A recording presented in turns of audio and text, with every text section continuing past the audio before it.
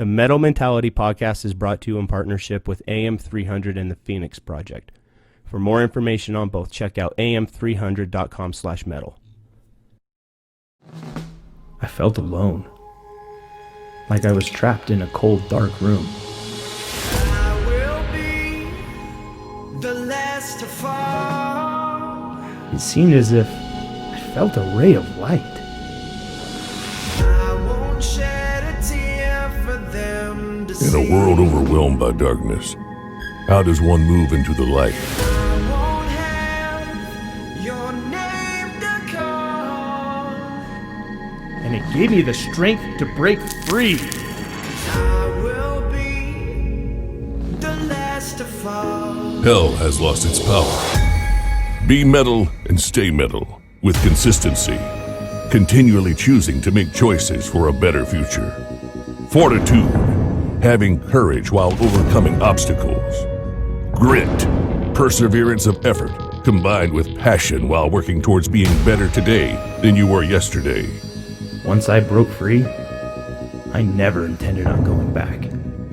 But I had made a promise that if I ever found my way out, I would return and fight to liberate those still trapped inside.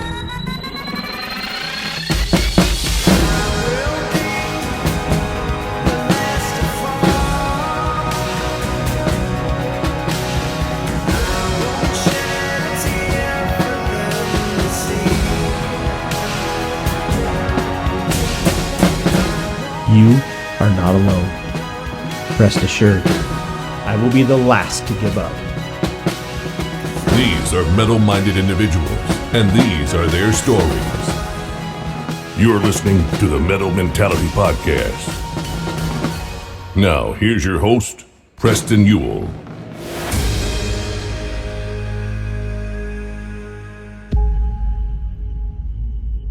All right, welcome to Metal Mentality. We are back today with Leah Olszewski. Yeah. Yes. So we this is the second episode that we did. We ended the other one because there was a lot more stuff we wanted to get to, and I didn't want to do a super long episode. I wanted to keep your guys' attention.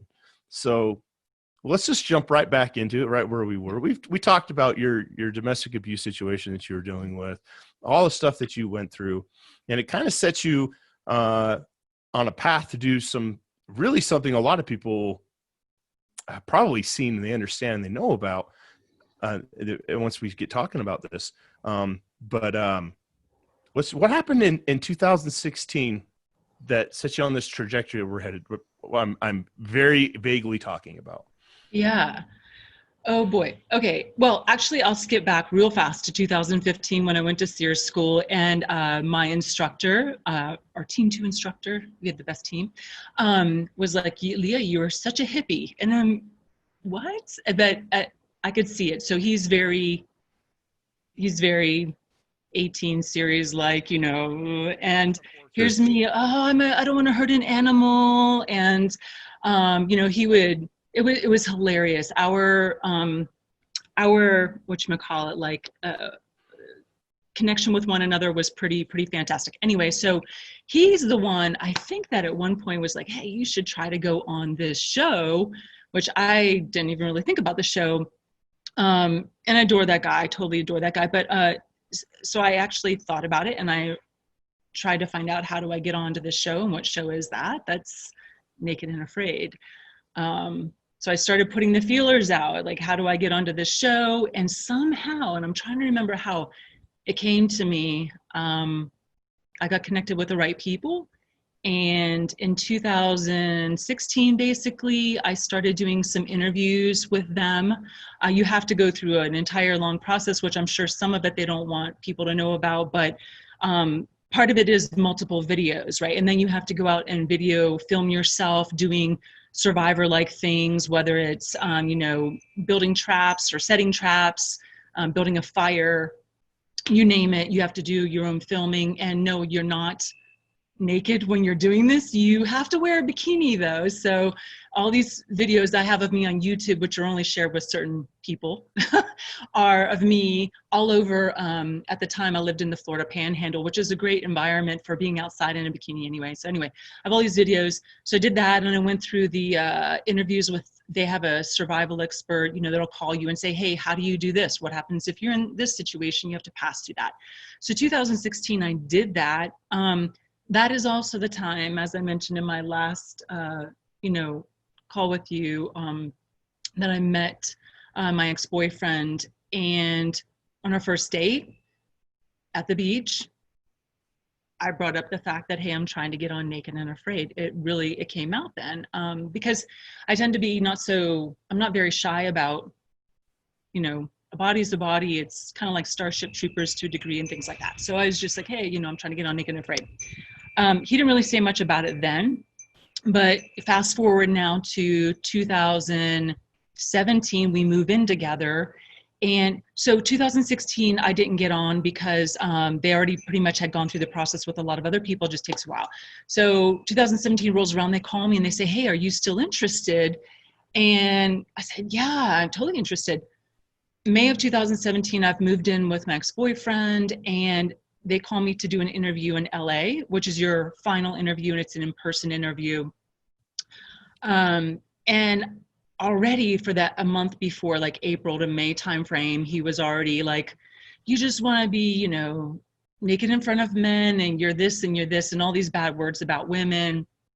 That started coming out. So I said to him, fine, I'm not going to go do the show. I'm not going to go do my interview, which I believe, was in May of 2017. And like the next day I was supposed to get on a plane to LA and go for my interview. And I said, I'm not going to go do it. And what happened there, and this is how it ties into the whole abuse thing, is he got in my face and said, you're a loser and a quitter. So on one hand, you know, you're this and you're this and you're this because you want to go do the show. And then if you don't go because you want to, whatever, you're a loser and a quitter. So it's very much that mental game, and you can never please. At that point, right, don't call me a loser and a quitter. I get on the plane and I go to LA. And I mean, I knew I was going to do well. I just knew it. And that's how it went. It was like, the final interview went great, and they said, hey, yeah, let's roll with you. We're ready to go. They found me a slot. It was actually supposed to be in Nicaragua in September, beginning of September 2017. But once again, after spending 3 months with him, my ex-boyfriend, and all the negative and all the really bad stuff coming out, I called the producer and said, hey, I'm not going to go forward with this. It was like 4 days before I was supposed to leave. I'm just not going to go forward with this. I'm going to marry this guy and all this stuff, and I'm just not going to do it. And they said, are you sure we can't talk you out of it? Da, da, da. And I said, nope, I'm just not going to do it. So I actually canceled. And I knew they'd find somebody else, right? They have people lined up probably. But after the final assault in October 2017, my mental state was really, you know, is not there at all. And I felt like at that time I could patch my problems with a Band-Aid like I did for my ex-fiance in 2015 when I went to SEER school. But it's a completely different situation, completely different. So I was like, oh, I'm going to throw a Band-Aid on this, and I'm going to call the show back, and I'm going to see if I can go, and I'm going to make it like SEER school was to me, and I'm going to make it through, and I'm going to love it, and I'm going to all these things. So I think it was probably October, November 2017, probably November. And they said, are you sure? Is this what you want to do? And they had known about some of the abuse. They did, because they were like, why is she calling us to cancel this after all of this? And I had to tell them some things. But they said, heck yeah, let's try it again. Are you sure you want to do this? Yes, I do. So they offered me a shot, and I went to, I was supposed to go to Colombia, which is great, because I'm like, great, I've always wanted to go to Colombia. This will be awesome. And in beginning of February 2018, I left. I went to film in Colombia. Do you want me to tell you the rest? Like, oh, first of all, typical abuse when you're talking about you're this, you're that, you're this, you're a quitter because you won't do it now. Just totally setting you up for failure, putting you in a situation where it's like, no matter what you choose, you're wrong. yes. Right? Yes. that just makes me sick to my stomach. And I don't know if you saw my face when you said that. I was just like, Mm-hmm. I'm not a violent person, but some people just need a good high five to the face. Yes, totally true.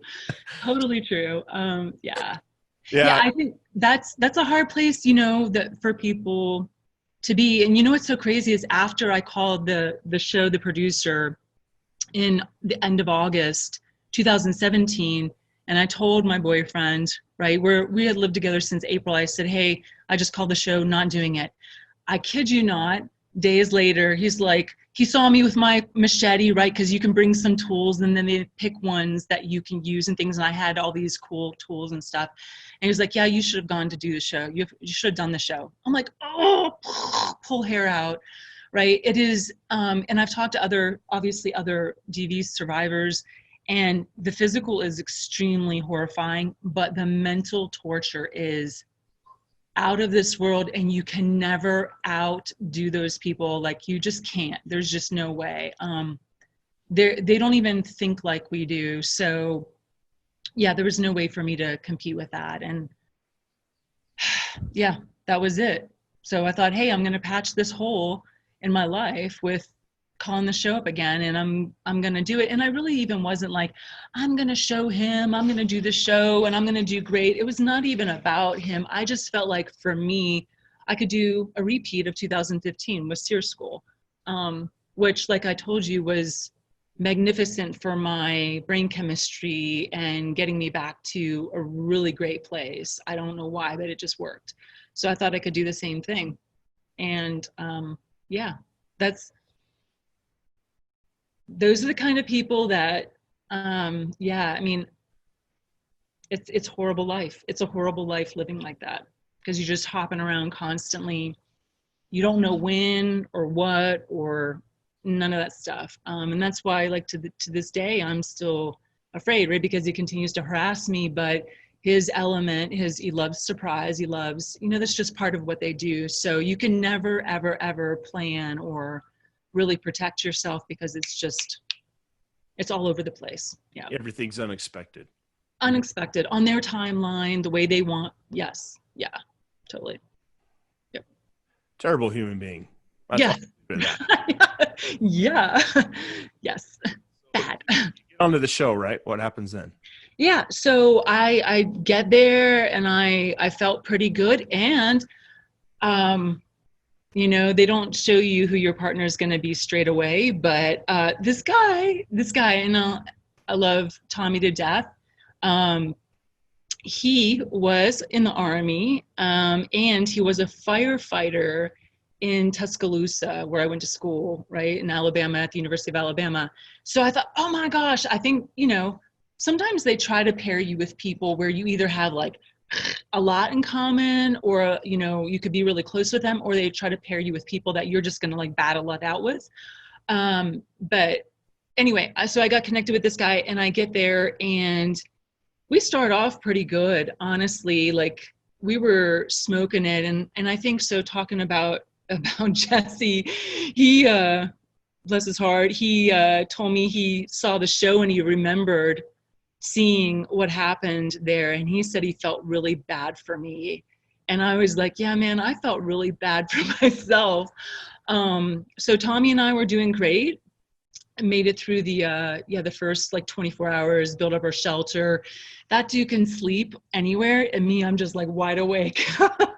I'm freezing to death, but in the jungle and stuff. But yeah, I think it was the second or third day, and I just walked up to the producer that was there, and I said, I'm just done with this, or I'm tired of suffering. I think that's what I said. I'm tired of suffering. And because, like, when you're healthy, like, you can handle a lot, but when you're not healthy, especially when you just try to like jam those emotions down and you fill it with something else that ignore, it just wasn't going to work for me. So I started pretty much like crying right away, and I know you can see that on the show. And then what happened is they had some of the background from the year prior, but they started asking me questions. What happened to you? tell me about the domestic violence, you know, and all these things like that. And I just broke down. It was bad. Oh, hold on. Stop right there. Yeah. You say that it was bad. Mm-hmm. And I want to correct that because it wasn't bad. What it was human. Yeah. And if we say that it's bad, then we're depriving you of your right to experience life as a human being. So let's I just want to clarify that. You did not do bad. You were not bad in that moment. You were human. And anybody who wants to look at that and say, oh, this is bad, they're putting a label on you that is not fair. And they're preventing you from experiencing the human condition. Because there's one thing that we all experience, and it's pain. We will all experience pain. Everyone's life is going to be different. Everyone's story, everyone's situation is going to be different. But pain is the one thing that we all experience, that and death, right? That's the only two things we have that are consistent. And so to say that like you were experiencing pain and suffering and it was bad, or define that as bad, is not a fair assessment of your life and your situation. So I just want to clarify that you're just experiencing the human condition. Yes, extremely human. Thank you. That's really awesome that you would say that. And yeah, I had a ton riding on that show to so some people who had done the show previously, very popular, well-known, still in that realm, called me up beforehand and said, hey, we're sisters and brothers now. This is going to go great. Just start preparing for all the, press and media that'll come from it and all these other opportunities. That was one thing I had riding on it. I had somebody, I won't say who or where, but somebody higher in my chain of command that said, hey, you don't make it through the show, don't come back to the unit. Which, just to say that, yeah, I had a lot riding on that. And then clearly I knew when I left, I was like, oh, this is because the ex-boyfriend loves to use, right, my pains and all that stuff against, so he's going to be happy from this. I really wasn't even thinking too much about this, but and then the SEER instructor even, oh my gosh, he and I actually talked to each other right before the show, and I was like, hey, I'm about to go and head out and stuff. And then I basically stopped communicating with him after because I thought, I let this guy down. Like, I let him down big time. He didn't know about everything that had happened the year prior, but I had a lot riding on that show. I felt like I did. And, even today I say that if I can be sort of any example or help to anybody and people can learn from what happened there, because I can't hide it. It's national TV. It's going to be there forever. People are going to play repeats of it. And I think the show was even called something like, Breakdown on a Mountainside or something. I don't know, that'll be there forever. But I just hope that people can understand, like you said, that's things happen. And sometimes when the bad things happen, you can just keep them limited and hide them away a little bit. And then this case, I can't. And I've never really talked about that show. In fact, I've had how many people have come to me over the past, few years and said, hey, I saw you on that show. I'm like, I'd start crying immediately. I'm like, shh, please don't tell anybody about it. I can't deal with this right now because I have so many other ongoing efforts and, emotional things to deal with, especially with the abuse. I still haven't dealt with emotionally with all of that. And I was just like, please don't talk to me about it. Please don't tell anybody else about it. I don't want anybody to know. And it's just something that eventually I knew I'd have to face. And not just face because it's on national TV and you could go watch it again and again and again, but face it as in just dealing with, my desires to do something with that show and what have you. And kind of feeling like I let people down and probably feeling like I let myself down. Yeah. So let me ask you a question. Why do you feel like you let people down? And why do you feel like you let yourself down? So I guess it's like what I told you on the last recording we did, right? Is that people kind of had this idea of me, like they do of other people, right? People judge all the time, idea of me. And I felt that most of their idea of me was accurate. I was pretty tough. I was like, go get them, stick your neck out there, opportunities, you're going to crash sometimes, you're going to gain sometimes. But they had this idea that I was just a little bit more solid. And then this kind of went against that. Yeah, and these are people that I truly valued, very close to me in my life. So it wasn't just like Joe Schmo walking down the road. I'm like, I could care less what Joe Schmo says, but it does matter. And I think for most people, like what people close to you say, you do start to realize after the fact though, like who your friends really are, who really does love you, who really understands pain and suffering. And, you know, the year that I spent prior to with my ex-boyfriend, the year and a half prior to, and then letting myself down.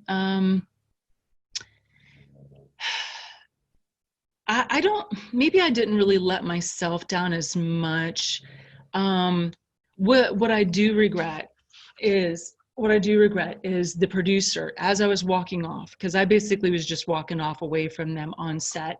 They tried to like guilt me into staying. Oh, well, we've had people that got divorces and we're on the show. I'm like, divorce, not that divorce is good, but you know, it's a completely different thing. And I was 3 months out of having a miscarriage, losing a child, the only one I would probably ever have. So very heavy stuff going on in my life.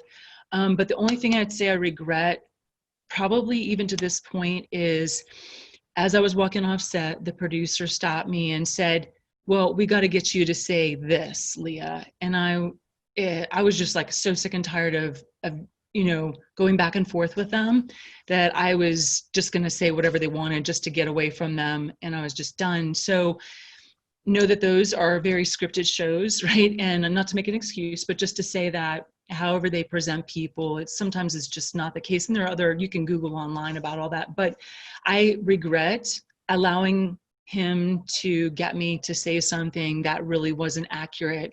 I would have preferred to have said, hey, I'm dealing with domestic violence. If you are to learn something from me from this whole bit, but it wasn't like that, right? And so I really am upset with myself more or less for walking off and just giving them some little nugget they could use. And I was just, and even the guy who drove me back was like, hey, so this show's harder than you think, right? And I'm like, it's not really, it's not. It's, in fact, they probably hand you more than you really need on that show. It's not really hard. It's just, you can't expect, right? Like I did, you can't expect yourself to just be able to jump back into something. It's just too much to ask of yourself. So you have to be, you know, a little bit kinder and gentler. And I should have known, well, that's not true, because when it's 2015, I patched it up with something. I thought I could do it again. I couldn't do it again. And I guess it's just a learning lesson, right? Just know your limitations a little bit and give yourself a break. Also, I'd say for people who are in these situations, like domestic violence, I almost say like make some sort of, when you have a moment of peace to yourself, when you're living with this person, when you're whatever with this person, make some sort of plan. And I thought about this not long after. Have a plan as to what you're going to do if something really goes the complete south, like a complete 180 of what you ever expect, and you are in this pit of despair. It's almost like the military with your training, right? Before you go to war, you're training, so that when you go to war, you can like reach back to your training knowledge and you know what to do, right? So this is the same kind of thing, I think, with, you know, specific to domestic violence, is that you should, when you have a moment of time, like a few days, like say he's gone or she's gone or whatever's gone on a trip, and you have a moment of clarity, or you're out doing something good for yourself, or you're whatever it is, when you're healthy and what have you, make some sort of plan that says, I know at the moment, like it's, you know, if something does go really, really badly, like my mind isn't going to work that well, but I want to be able to remember 2 or 3 things that I need to do to take care of myself. You know, one, maybe, you know, call the police. That's the first thing. Okay, got it. And you just do it. You just do it. And then the second thing is this, and the third thing is that. And I think that now I know going forward, not that I expect this to ever happen in my life again, but I would tell people who are in this situation now, take the time to make a plan and then follow through on it. And one of those things is to really understand your left and right limits. Don't say, hey, if something goes south, then I'm just going to free willy-nilly just start grabbing for whatever it is, drugs, alcohol. Like, I'm not going to start just grabbing for stuff to patch the hole. I'm going to follow this plan, these 1, 2, 3 things that I can remember. Don't write them down if you're in a domestic violence situation, because that person's going to see that stuff and they're going to, it could go badly, but just remember in your head as much as you can, and then follow through on those things. And so you can kind of give yourself a little bit of breathing room. Don't like try to patch things through, things that probably aren't healthy for you at the time. And that happens a lot after trauma and assaults and whatever it is in your life, that happens a lot. And so I just say, when you have a healthy moment, make a plan, stick to 2 or 3 very basic things. Don't write them down necessarily. And then when something does get to the point of being the worst, and stuff goes really wrong, follow through on those things. Don't don't run off at all these different directions of filling stuff. And then maybe 6 months, 12 months down the road, you can reevaluate. That's some good advice. There's a couple of things you mentioned that I want to go back on and talk a little bit about. So when you talked about letting other people down, what I hear is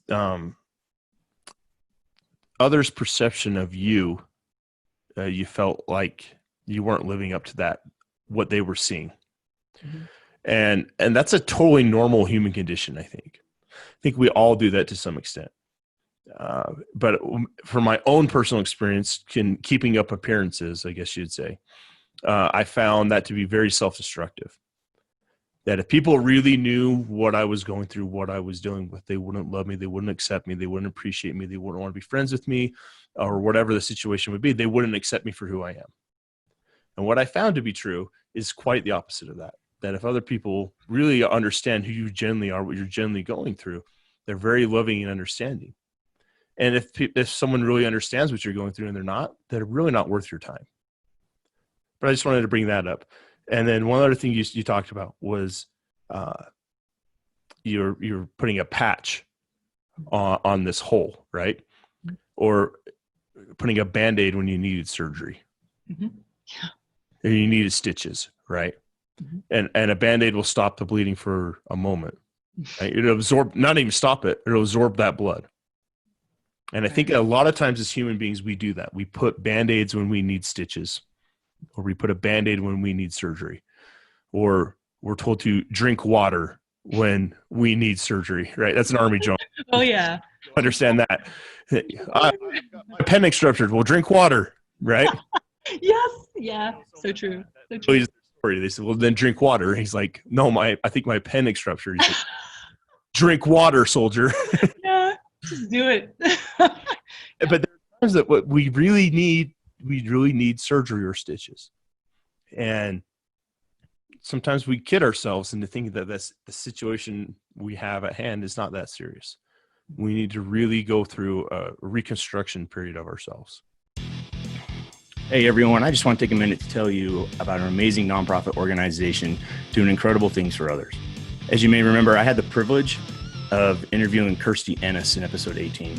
She is an individual with some true grit and just some real mettle. And she wants to give that same mentality to other people who are struggling. The Kirstie Ennis Foundation's mission statement is to inspire individuals to stubbornly climb the mountain in front of them. We aim to show the world that we control our circumstances. They do not control us. This is awesome. That's what this entire show is about. It's about finding that mountain in front of you and overcoming it. Using what you're struggling with as a catalyst to become a better version of yourself. What's really cool about this foundation as well is they have 100% volunteer-based staff. Nobody gets paid, no salary. All the money that is donated to the foundation goes to the programs that they have to take people outdoors and use outdoors and mountain climbing as a process for healing and becoming better versions of themselves. So what they do is they financially support other deserving nonprofits through a grant application cycle that they do. And when they go on these climbs in these other countries, these mountain climbs, they recycle medical devices such as wheelchairs and prosthetics for the local people who live in the countries where they're doing these climbs in the mountains. incredibly awesome. I encourage you to check out their website, www.KirstieEnnisFoundation.com. See if this is the right fit for you, if this is something you would like to donate and be a part of to change the lives of other people. And the fact that you were on the show during that time, you thought, you know, like you said, you thought if you could put this patch on like you went to your school, and it didn't work, right? From what it sounds like, it made things worse. Right. And it's nothing against you in the fact that you tried to do this. It's the human condition that's in us. It's a survival technique that we think, oh, if I do this, I'll feel better. It's totally normal to do what you did. But it may not be the right answer. Right. Yep. And don't beat yourself up because you're in that situation. It's not a reflection upon you that you're in a situation where things are not ideal, or where you're in a domestic abuse situation, or whether you're struggling with addiction, or whether trauma in your life is affecting you. You're having those post-traumatic stress disorder moments where you're triggered. Mm-hmm. Just get the help that you need. Mm-hmm. And that's kind of what the whole aim of this show is, to be a resource for other people and share stories and examples from other people saying, this is what I learned. And I think your story is a great example of that. Yeah. And I think there are people right out there that we're like, you know, we're just going. And that's our personalities to, you know, fix things, make things right, go to the next step, go. And sometimes that's not the best answer, just to jump into whatever it is. Grind through trauma.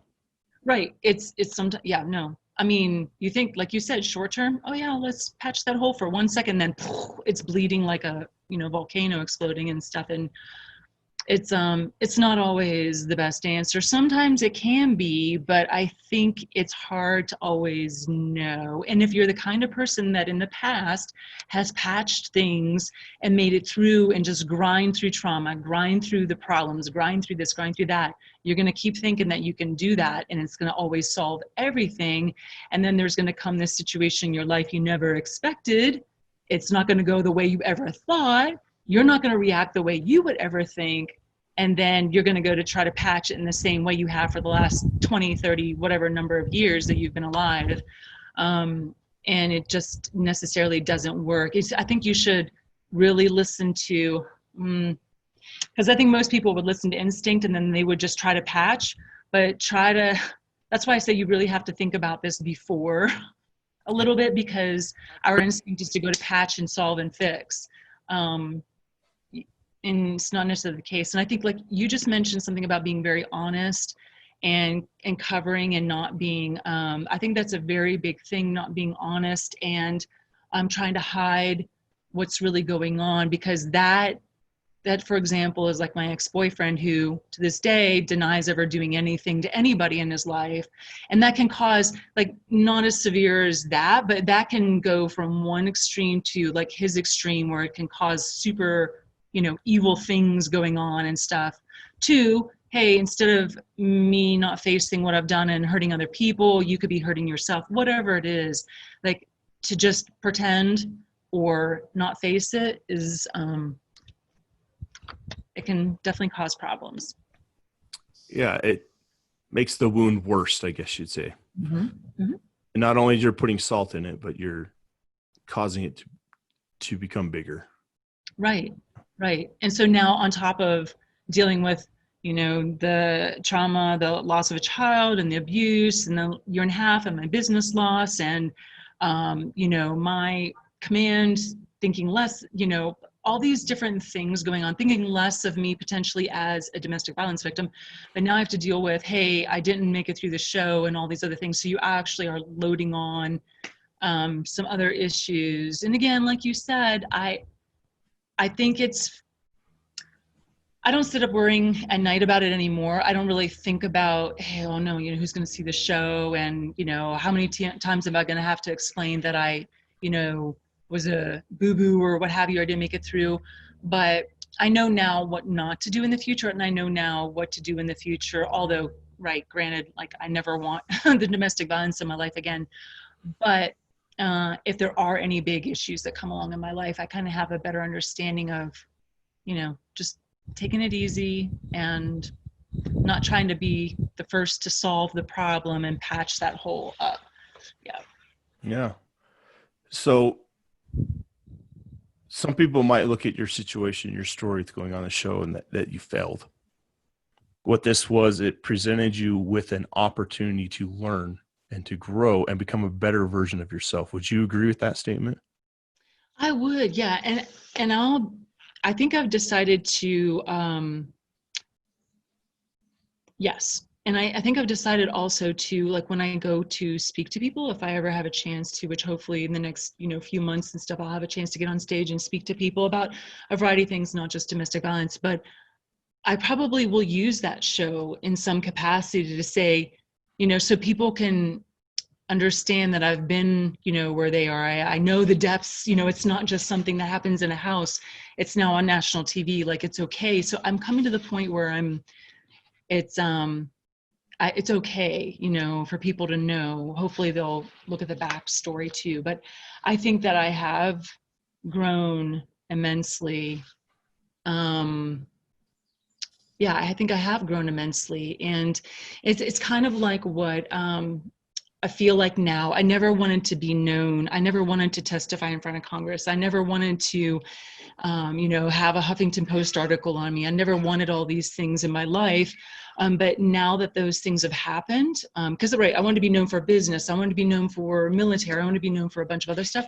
But now that they have, I've actually come to the point where I say, gosh, if the thing that I leave behind here is, some sort of way, is that people know they're not the only ones, that you can make it through these things, you can be stronger on the backside of it, then I accept that. I'm like, yes, that is awesome, and I will take that over being known for whatever, finishing Naked and Afraid or being in a special operations unit or any of that stuff. I actually, I'm okay with that. Yeah, so. Oh, and that shows your personal growth and being able to use this event as a catalyst to become better. Right. And I think you could look back at this situation, excuse me, and you could look at it and say, because of this, what I learned from it, I am better today than I was yesterday. Mm-hmm. Absolutely. And that's how we measure personal growth. We don't measure personal growth by, I went on Naked Afraid and I completed it, or I ran a marathon, or whatever it is. I don't know, whatever the situation. Yeah. It could be anything. Yeah. Our success is not defined by our achievements. It should rather be defined by the lessons that we learn from our failure. That's what defines success. Because if we choose to identify success by accomplishment, we'll never be able to accomplish enough. Right. And it reminds me of a quote by Thomas Edison, and I'm going to butcher it, but this is his thought, not mine. When he invented the light bulb, someone said, how many times did it take you to get this right, to find it? He said, I spent 1,000, I learned, it took me 1,000 different ways. He said, so you failed at 1,000 times building a light bulb. He said, no, I learned 1,000 ways that this doesn't work. Yes.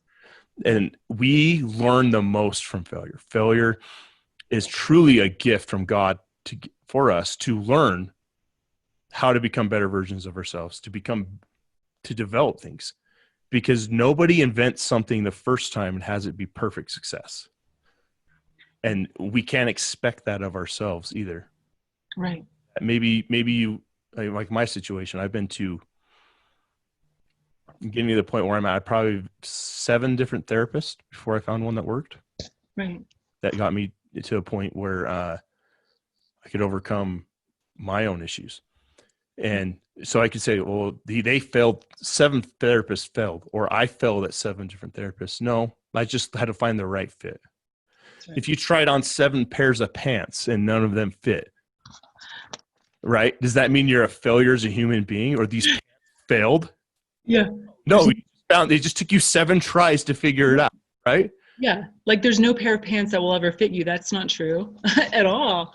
Oh, yeah. I mean, if we have to, will soap a parachute to you. You know what I There mean? you go. Yeah. Hammer did it, and he made it famous, right? Exactly. Parachute pants, man. Jeez. Yeah, those are the coolest things ever. Well, that and then the MC Hammer pants. I still love the. Can we bring those back? I know, let's do it. Let's do it. Yeah. Bring the whole 80s back, right? Bring Oh, it all back. Oh my gosh, those were good times. stashes. Yeah. Yeah. The parachute pants. Oh my God. Parachute pants are awesome. But that's the point that I make is that it just takes time. Mhm. Like they say, time heals all wounds. Yeah. I think if you just rely on time to heal your wounds, it just allows you to bury them. Right. But it takes work and time and patience, which really is just fortitude. Right. Patiently waiting with courage. Find the solution to your problem. It really does, yeah. And I think you've found that. And it's an ongoing process, right? So it's not even necessarily, oh, I've arrived. It's an ongoing process. It's about finding the process that works for you. Mhm. Because life is a process. If life were a destination, the only destination you have is death. It's a process of continually working consistently at being a better version of yourself. And that's how we define success. Am I consistently being better than I was yesterday? Yep. Absolutely. That's how you can define success. Small baby steps, right? Like sometimes it'll happen faster than you think, and sometimes it'll happen slower. But it's probably, yeah, I don't want to say it's meant to happen in the time that it's supposed to. So I'm not always a believer in, things happen for a reason and what have you. But I do kind of believe in the, things happen in order to change your direction. So I don't know. It's like that. It is what it is. I hate that phrase. And so I hate the phrase, well, it happens for a reason. I'm like, really, what reason was it that I lost a child? Tell me what reason that was. But I think it happens to change your direction, and you can either eventually in time accept that direction, or you can continue to fight against it and just put the patch on. And I think it's better to just kind of go with that direction. And then as you're going in that direction, see how you can reach for the stars there, kind of it's going to adjust you. I'm a super big fan of sticking your neck out. I've done it, all my life. I think for a while I kind of calmed it down, and now I found other ways to put myself out there and stick my neck out there. So for example, Naked and Afraid wasn't the right answer for me, but there are other answers for people. By the way, I wanted to say too, I saw, and this is an old, I think it's from November last year, maybe October, and maybe you've seen it too. Anderson Cooper from CNN interviewed Stephen Colbert, and Stephen Colbert's, I guess when he was young, right, his father and maybe one or two brothers died in a plane crash. And so Anderson Cooper was interviewing him, and Stephen Colbert said something about what of God's punishments are not gifts, something to that effect. And, if I didn't know Stephen Colbert's story, I think I'm saying his last name correctly. If I didn't know his story, I'd be like, that dude is just spouting out some random junk. Like, what does he know about all that stuff? And it's BS, right? It's monkey business. But if you listen to that interview, it's sadly true, because nobody, right? And even Stephen Colbert says in that interview, he's not saying he was happy. He's not saying he wanted that to happen. He would go back and have his dad and his brothers back in a second. But I think that certain situations make you more empathetic to people. They make you a better person. They make you grow as a human being if you take it. Other people will keep, not taking it, and then they're not going to grow. But I believe in like the fact that, sometimes it's tough to think about, but it's that happening to me, all of it, everything, every last bit of it, right? Even just like Stephen Colbert says, you have to look at life and you can't just pick the good stuff. You have to be okay with all of it in some way. You have to say, I'll take all of it, because it helps you to grow. And I think that that's the case now. Like, you couldn't stop me now. There's like this little fire burning inside of me that's like, you know. Forest fire burning in you, Leah. There's Oh yeah, burning yeah, with you, and yeah. I think that's because you've chosen to not be a victim. I mean, you were a victim, but to stay a victim, you said, like, no, you know what? This is not going to define me. Right.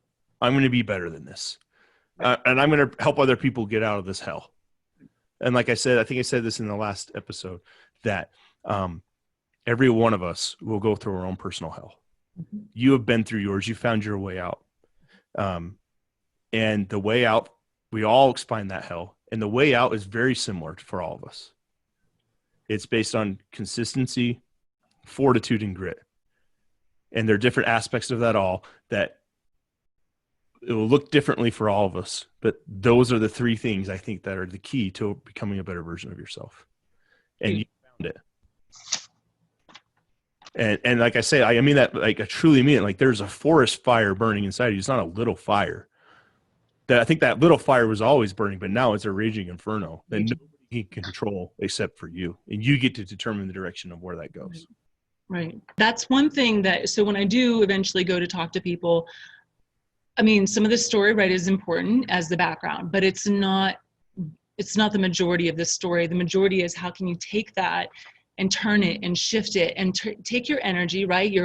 I was depressed for 6 months to a year, right? Laying in bed and doing all those things. How can you turn your energy, whatever way it is, shift it, turn it into something positive, bigger? And maybe it's still working on within that particular topic or subject that brought you, down. Maybe that's part of it, but then what can you do beyond that? And that's what I really want to talk to people about, is like, hey, everybody has, like you said, these different, things going on in their lives.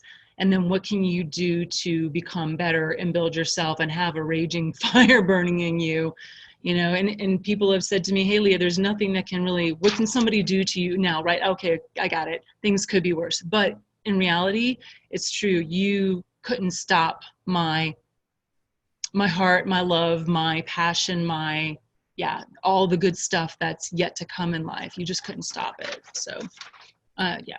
And that's just, it's one of the things I love about you so much is your commitment to helping other people, because this is not an easy subject to talk about. Your story is not some small thing that happened. Your story brings me pain to think that you had to go through that. Thank you, Kirstie. And I've been through pain myself. And like I said, we've all been through pain. And I can look back at the time when I was hurting the most, when I didn't know who I was, when I didn't think that I was capable of being who I am today, that I'd ever have a platform where I could share my story and other people's story and tell them, like, you're better than this. You're better than whatever you're dealing with right now. You're better than whatever you're choosing to let define you. What you are is a child of God. You have a God who created you, who put you on an earth to live and to grow and become better and become stronger. You've been put on this earth for a purpose. And when you find that purpose, life will make so much more sense. You can look back at your past and say, oh, okay, that sucks that I went through that. I don't ever want to go through that again. I'm going to do everything I can to make sure that never happens. But to be able to use that pain, that suffering, and that sadness, and that sorrow, and that loneliness, that hopelessness, to be able to turn that into a tool to help other people find their way out of hell. And that's what you're doing. And I find it very admirable. And we need more people like you. We all need to share our experiences and our story in the right time and place. And I'm so grateful for your willingness to come on here and share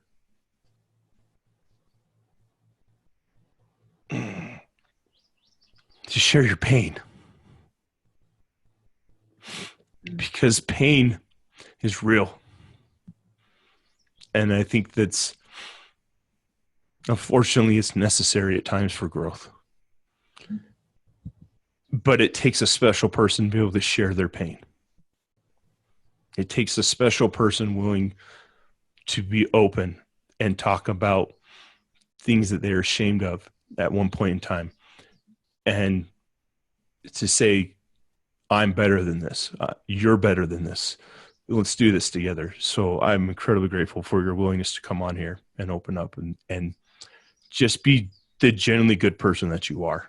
Because sometimes it's hard to be a good person. It is, yeah. That's all I've got though, right? So if I pass away and people can say, hey, she was a good person and she loved people with all her heart, for all the, bumps along the way, I will be happy with that. I'll be really happy with that. That's success. That's success. That's totally success, yes. More than success, it's excellence. Excellent people leave this world better than they came into it. Yes. And I think that's what you're doing. So thank you for your time today. Thank you so much for sharing your message. You're incredible. You're awesome. You're awesome. And so is your daughter too. She is incredible. Yes. She's the reason why I do what I do. I know. She is the world, my world. It was for her that I decided to get hope and take accountability and to get on the path that's led me to this conversation we're having right now. And I'm incredibly grateful to her. She's sitting on the floor here next to me listening to this conversation, if you can't see this. But if it weren't for her, I wouldn't have done the work. And what happened was when I realized I can't do it for her, I have to do it for me. I have to be the best version of Preston so she has the best dad possible. And I still fail at times. There's times that I'm not the best dad. I'm not being the best dad that I can be. But I'm committed to being better tomorrow than I was today. Yeah. And girls need their dads, that's for sure. Good dads. 100%. That's the most important thing. That's the most important thing I can do as a man is be there for my children. Yes. And give them the father that they need. Yes. Set a good example. So when she gets older and gets in a relationship, she's like, that's the kind of man. She's going to marry the standard that I set. Yeah. Yes, exactly. And that's way more than I ever asked for. And it's the most beautiful thing ever, right? There's nothing greater in this life than being a father for me. Yeah. I'm truly blessed with the family that I have. Yes. And what did I say? Girls rule and boys rule. So like, how many girls do you have and how many boys? So I have 2 girls and 1 boy. Oh, 2 girls and 1 boy. Okay, gotcha. Yeah. Huh. Woo! This has been great, Leah. Thank you so much for your time. Thank you. Thank you, Preston. Thank you to your daughter as well. I'm glad she was around, but thank you so much. All right. Thanks for everything you do. Oh, well, thank you for sharing. Hey guys, be sure to follow the Metal Mentality Podcast on social media. And as always, if you find value in the show, please leave a review and rate us 5 stars on Apple Podcasts. But more importantly, share this podcast with someone you know who would benefit from the messages from the guests on each episode. You can find us on Instagram, Facebook, and Twitter @Metal Mentality.